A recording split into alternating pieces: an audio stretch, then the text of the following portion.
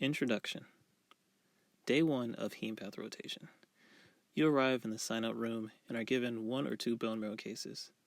Do the differential and we'll discuss them in a few hours, your fellow or attending says, as they rummage through their stack of cases. Be sure to read a lot while you're here, they toss behind their back as they leave for their office. You place the first slide on the microscope stage. So many shades of purple, red, blue, with some black. How do I start?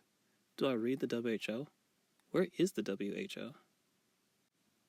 Now imagine when you receive the cases, you confidently think to yourself, hours?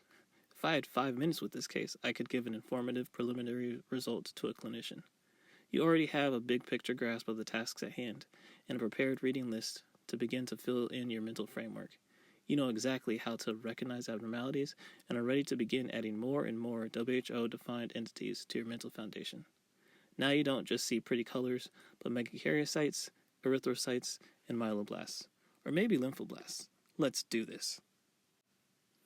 This short guide is based on an introductory talk that I give to pathology residents on their first hematopathology rotation. This usually happens after they have at least 1 year of anatomic pathology training. The transition to hematopathology can be challenging because of the sheer number of entities, variety of diagnostic features, critical importance of clinical history, which may or may not be present with cases, and a level of attention to cell detail that is uncommon in anatomic pathology.